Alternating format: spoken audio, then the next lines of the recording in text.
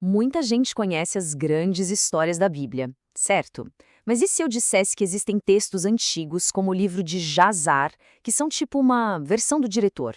Sabe? Textos que não entraram na edição final da Bíblia, mas que contam os mesmos eventos com muito mais detalhes.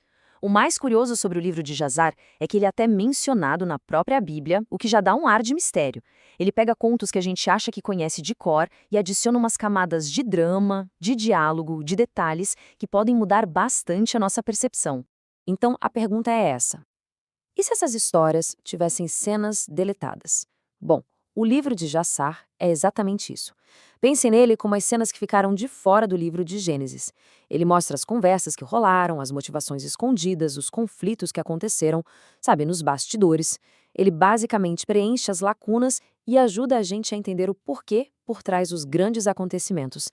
Para começar, vamos pegar um exemplo clássico que todo mundo conhece: a história de Caim e Abel. A gente sabe como termina, né? Com uma tragédia. Mas o motivo? Por que ele fez aquilo? Sempre foi meio vago. Pois é, Jazar entra em cena para nos dar o diálogo que levou a tudo isso. Olha só a diferença. No Gênesis, o ato de Caim parece uma explosão de raiva, quase sem motivo aparente. Mas em Jazar, a gente tem o contexto todo. A história vira uma disputa humana, muito mais fácil de entender. Eles estão discutindo sobre propriedade, sobre terra. Basicamente, a briga começa por causa de uma questão de justiça e direitos. O conflito se torna muito mais palpável, muito mais real, antes de, claro, terminar do jeito que a gente já sabe. Agora vamos para outra história bem famosa, a Torre de Babel. A ideia geral que todo mundo tem é da humanidade construindo uma torre para chegar no céu. Aí Deus vai lá e confunde as línguas. Simples. Mas, segundo Jassar, a motivação por trás disso era bem mais específica e muito mais ousada. Essa citação aqui muda tudo. A intenção não era só chegar no céu por orgulho. Era uma tentativa de dominação total. Era uma declaração de guerra. Eles não queriam só tocar o céu, eles queriam conquistar o céu. E a coisa fica ainda mais séria. Jazar detalha que existiam 3 grupos diferentes nessa rebelião. Um queria uma guerra aberta contra Deus. Outro queria basicamente dar um golpe e instalar os próprios deuses lá no céu. E um terceiro grupo queria literalmente atirar flechas e lanças contra os céus. Isso mostra que não foi um ato impensado, foi um plano de desafio muito bem articulado.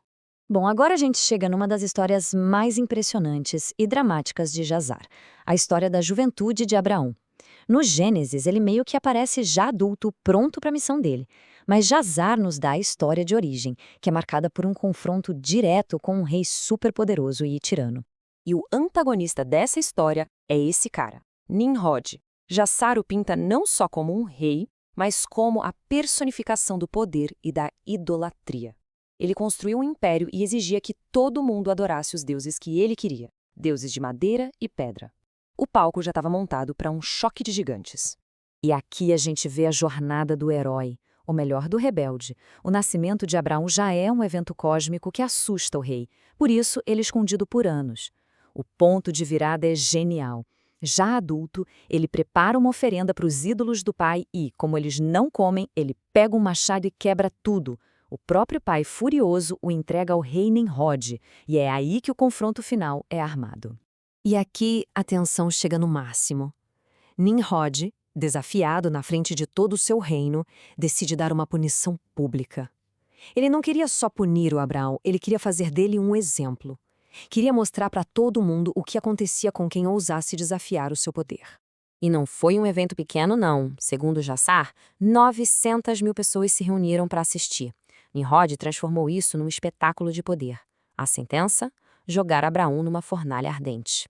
Mas tem um detalhe crucial. Abraão não está sozinho. O irmão dele, Harã, também é jogado na fornalha. Só que Jazar nos conta que o Harã estava em cima do muro. Ele pensou, bom, se o Abraão vencer, eu fico do lado dele. Se o rei vencer, eu fico do lado do rei.